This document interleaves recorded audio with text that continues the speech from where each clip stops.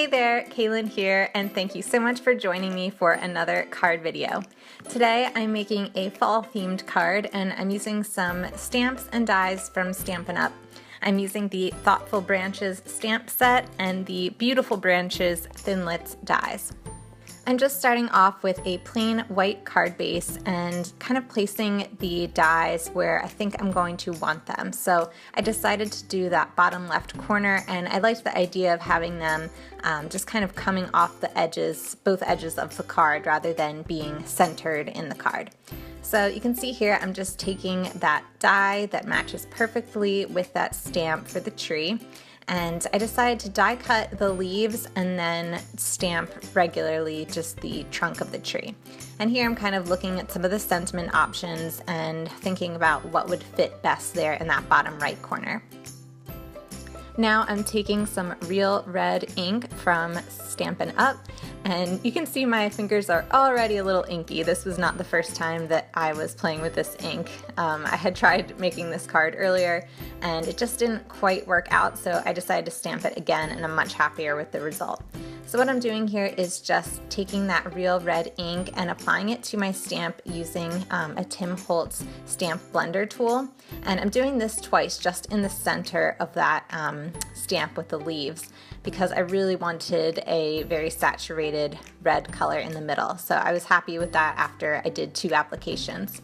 Now taking some Canyon Clay dye ink from Papertrey ink and just applying that to the stamp, kind of not directly in the middle like I did the red, but just slightly outside of the red. And I did wipe down my stamp in between doing these. So just stamping that again over the top, and then you'll see I'm kind of going for this gradient, like red to orange, and then I'm going to finish off with some Harvest Gold ink from Papertrey ink, and that's going to just give us this nice fall foliage look.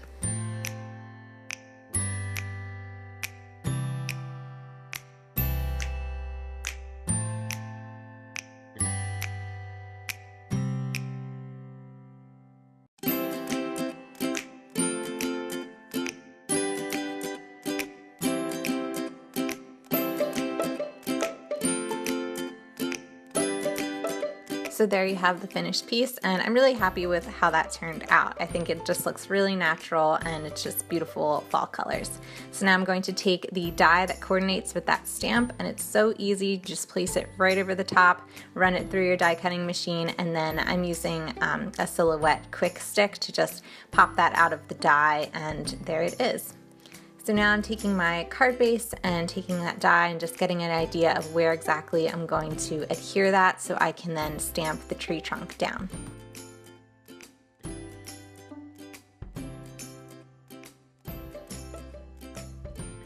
Taking some soft sand ink from Hero Arts and just inking up that trunk stamp and then stamping that down in that bottom left corner.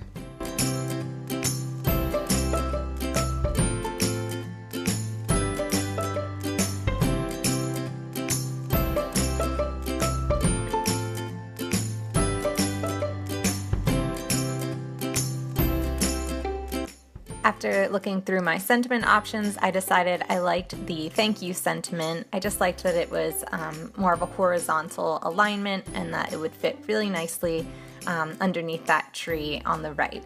So I'm just taking some Distress ink in Walnut stain and inking that stamp up and placing it down.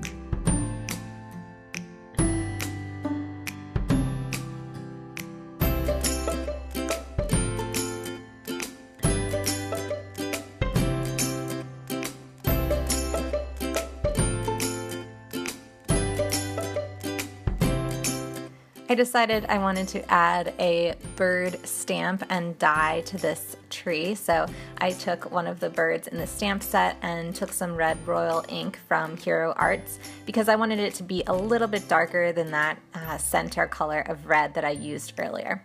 So I just stamped that down on a piece of scrap paper, and then I'm going to take the coordinating die that goes with it and just easily die cut that out using my machine. So now that that's all done, I just sort of got a sense of where I wanted to put that little bird die cut and decided kind of on the right, but a little more towards the center.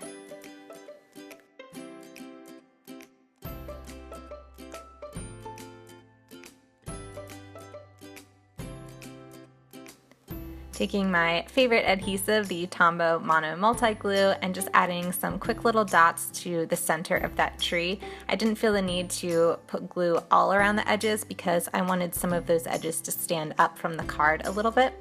So just pressing that down and then taking my scissors and cutting off the excess from the side of the card.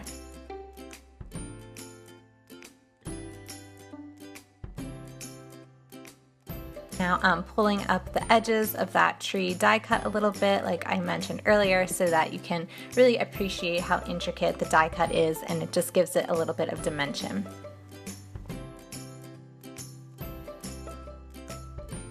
Even my smallest glue dots were a little bit too big for this bird die cut, so I just cut one in half, and so it's really tiny, and then placed that on the back of the bird die cut, peeled off the backing, and then just adhered it down.